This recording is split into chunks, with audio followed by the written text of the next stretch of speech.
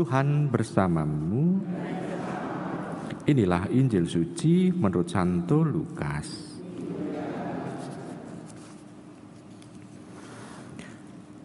Pada suatu ketika, Yesus bersabda kepada orang banyak, "Apabila kalian melihat awan naik ke sebelah barat, segera kalian berkata, akan datang hujan." Dan hal itu memang terjadi. Dan apabila kalian melihat angin selatan bertiup, kalian berkata, hari akan panas terik. Dan hal itu memang terjadi. Hai orang-orang munafik, kalian tahu menilai gelagat bumi dan langit, tetapi mengapa tidak dapat menilai zaman ini? Dan mengapa engkau tidak memutuskan sendiri apa yang benar? Jika engkau dengan lawanmu pergi menghadap penguasa, berusahalah berdamai dengan dia selama di tengah jalan. Jangan sampai ia menyeret engkau kepada hakim, dan hakim menyerahkan engkau kepada pembantunya, dan pembantu itu melemparkan engkau ke dalam penjara. Aku berkata kepadamu, engkau tak akan keluar dari sana sebelum melunasi hutangmu. Demikianlah sabda Tuhan. Ibu, Bapak, Saudari, Saudara terkasih dalam Tuhan. Dalam bacaan Injil di sini kita diingatkan oleh Tuhan bahwa ada ilmu titen. Jadi niteni apa yang terjadi dalam dalam alam ini. Dikatakan dalam bacaan Injil di sana kalau ada angin barat akan ada muncul hujan. Memang kondisi Palestina, angin barat berarti angin itu membawa istilahnya luapan air itu dari Laut Tengah menuju ke Palestina. Lalu dikatakan di sana kalau ada angin dari selatan akan terjadi musim panas, dan itu betul karena bagian selatan itu bagian yang istilahnya berhubungan dengan gurun, baik dari daerah Mesir, daerah Sinai maupun dari gurun Negev, dan di sana memang musim panas itu akan terjadi.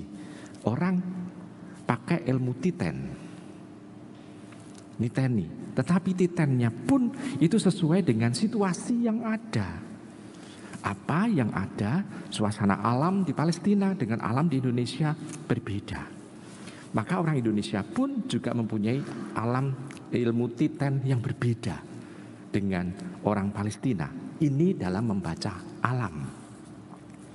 Sekarang, kalau orang membaca alam berarti orang itu betul-betul mengakrabi alam itu. Karena dia hidup di dalam alam, maka dia mencoba untuk melihat kebijaksanaan alam juga. Ini baru berhubungan dengan alam.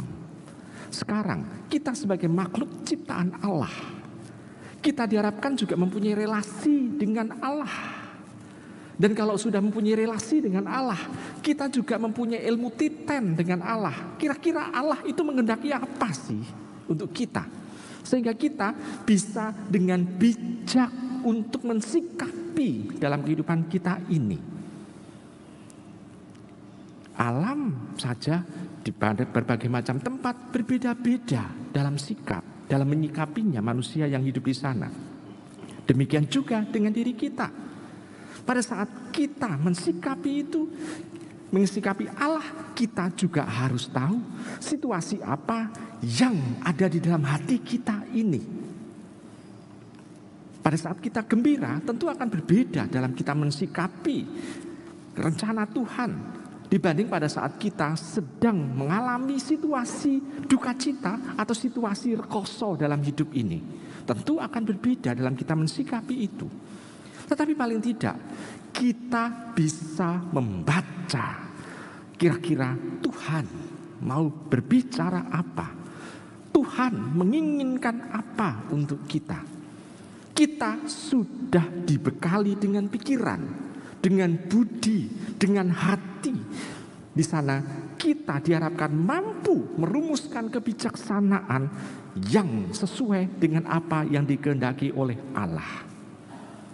Ibu, bapak, saudara-saudara terkasih dalam Tuhan, tentu saja kita bisa melihat Tuhan menghendaki adanya kebaikan dalam kehidupan kita. Tidak hanya yang kita rasakan, tetapi yang juga kita bagikan kepada orang lain.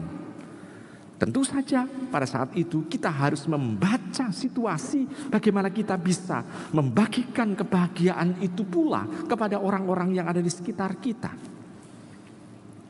Kemampuan di dalam membaca alam sudah kita miliki.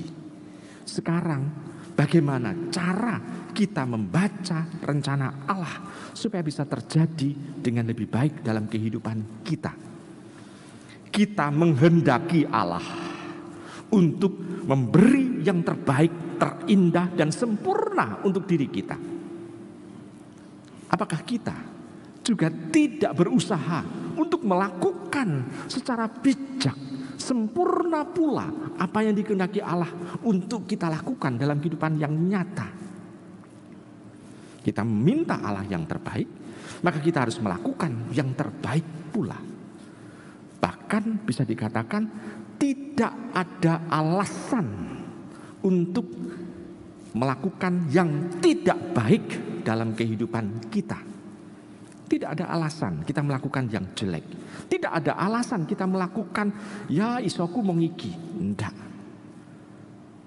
Hanya alasan-alasan itu dibuat sebetulnya untuk menutupi kemalasan kita. Menutupi juga ketidakmauan kita. Menutupi supaya kita mengalami dan merasakan nyaman dalam hidup ini. Nah, kita diingatkan kembali oleh Tuhan sebetulnya. Kita bukan itu yang kita cari, tetapi bagaimana kita mampu untuk bisa membagikan rencana Tuhan bisa terjadi dengan lebih baik.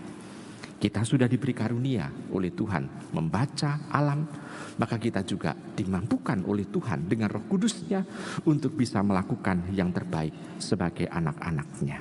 Selamat merenungkan.